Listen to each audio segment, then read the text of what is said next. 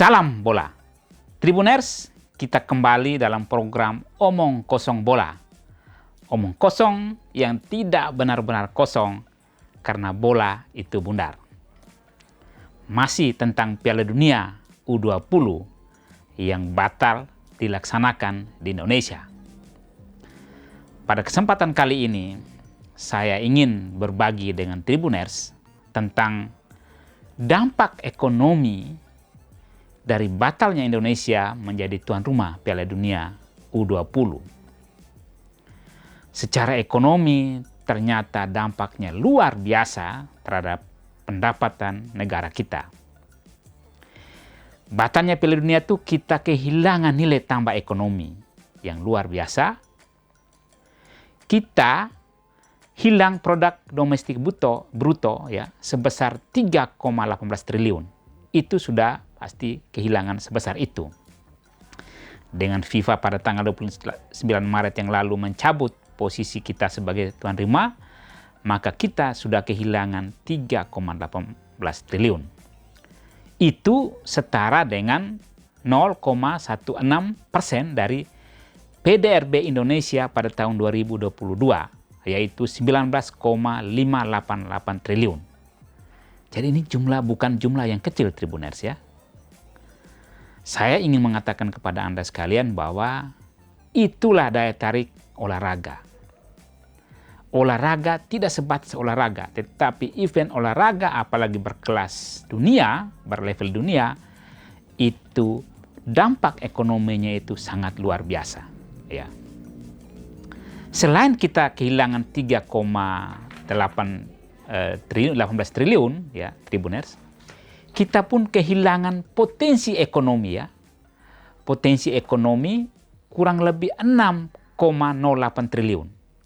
Potensi ekonomi itu maksudnya adalah kalau Piala Dunia ini berlangsung di Indonesia pada tanggal 20 Mei sampai dengan 11 Juni 2023 yang akan datang, maka kurang lebih 6,08 triliun itulah yang akan diperoleh, yang akan jatuh ya di negara ini.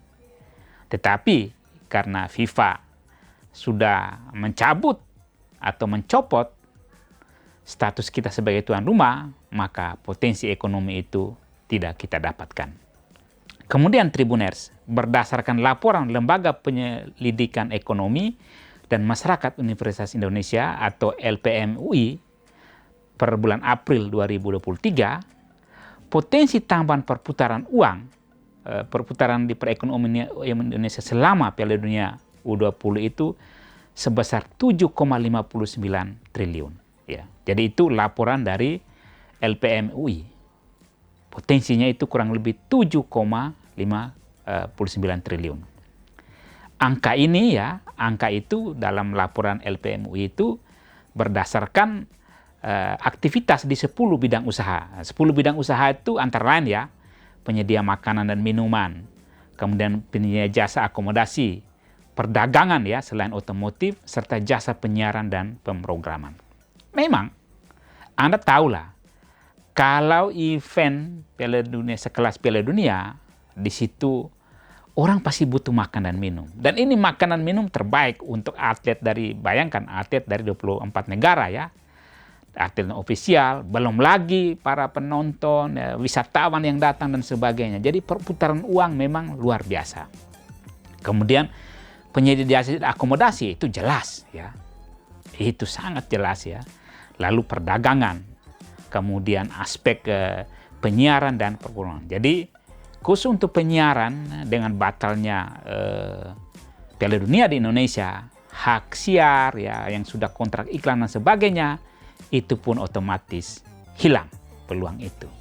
Jadi Anda bisa bayangkan ya dari data-data yang saya sampaikan tadi, secara kita kehilangan nilai tambah ekonomi 3,8 triliun, kemudian potensinya 6,08 triliun. Bahkan laporan LPMUI jauh lebih besar ya, 7, sekian triliun. Jadi ini betapa sebuah kerugian yang sangat besar, Tribuners ya, untuk Indonesia, karena kita tidak jadi batal menjadi host atau menjadi tuan rumah Piala Dunia U20. Jadi memang sangat disayangkan ya bahwa kejuaraan yang sudah di depan mata ini tinggal kurang lebih 1,5 bulan yang akan terjadi di Indonesia itu batal. Mengapa batal? Saya kira Anda semua sudah tahu ya bahwa FIFA dalam suratnya itu mengatakan karena kondisi terkini ya, adanya penolakan dari sejumlah pihak, kemudian boleh diduga juga mungkin ada faktor lain ya, bisa jadi faktor keamanan dan sebagainya. Makanya FIFA walaupun dalam suratnya tidak secara eksplisit menyebut itu, tetapi kemudian mereka membatalkan Indonesia sebagai tuan rumah Piala Dunia U20. Memang terus terang Tribuners ya, selain kita kehilangan potensi ekonomi yang nilainya sangat besar tadi, dalam persiapan menjadi tuan rumah ini tentu memang sudah ada juga uang yang dikeluarkan untuk membangun ya. Setidaknya dalam catatan saya ya, kita merenovasi 6 stadion di 6 kota ya, di Palembang, di Jakarta, di Bandung, Surabaya, di Solo, dan juga di Bali. Ya, itu ada 6 lapangan, kemudian ada 20 lapangan latihan. Nah, itu nilai yang dikeluarkan juga nilainya tidak sedikit ya. Itu kurang lebih 1,52 triliun yang sudah dikeluarkan.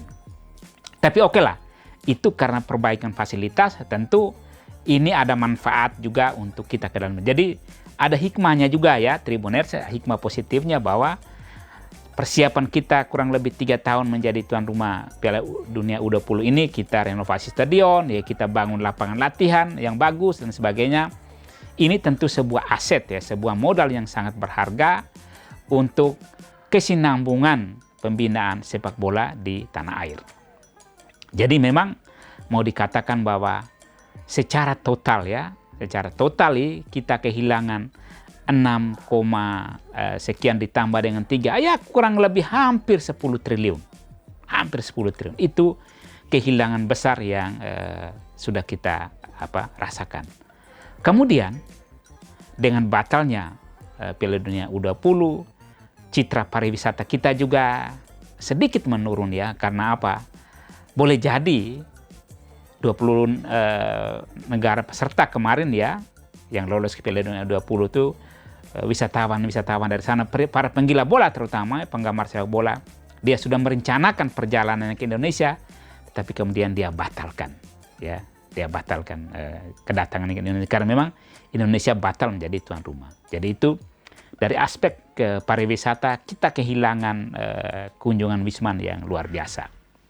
Nah, hal berikut yang saya mau katakan kepada Tribuners adalah sampai hari ini kita pun masih berharap cemas. Kita masih menanti seperti apa langkah berikut dari FIFA. Setelah dia copot kita sebagai tuan rumah, FIFA dalam suratnya dikatakan bahwa Indonesia punya potensi akan mendapatkan sanksi. Anda bisa bayangkan, kalau kita nanti di-ban oleh FIFA, kerugian yang dialami oleh Indonesia akan berlipat-lipat ya. Lipat ganda, tidak sekedar yang tadi disebutkan kurang lebih hampir 10 triliun. Jadi Anda bisa ingat sendiri betapa sepak bola ini adalah sebuah industri. Sepak bola tidak hanya sepak bola ansi ya, tidak sekedar olahraga permainan di lapangan, tapi efek ekonominya itu luar biasa. Ada begitu jaringan yang sangat besar ya, yang semua terkait dengan sepak bola. Jadi kita sangat berharap memang sedapat mungkin kalaupun sanksi, bukan sanksi yang sangat berat dari FIFA.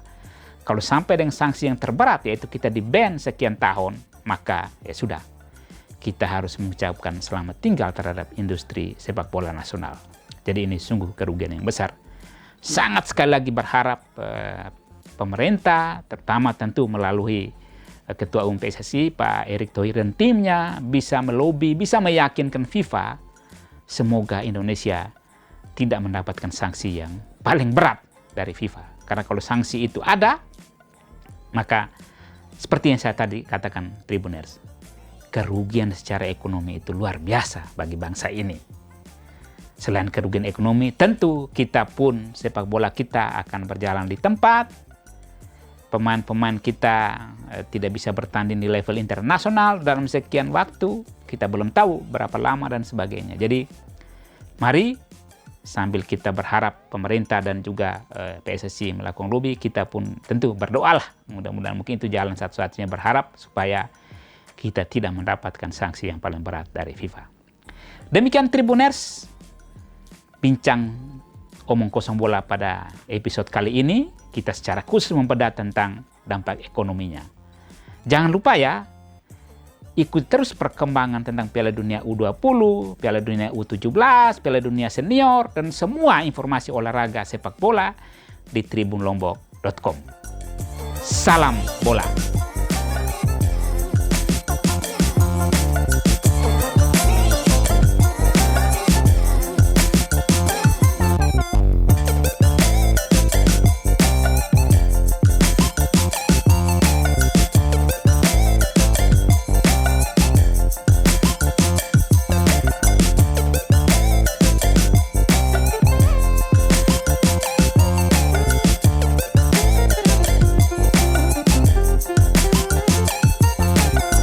Terima kasih sudah nonton. Jangan lupa like, subscribe, dan share ya.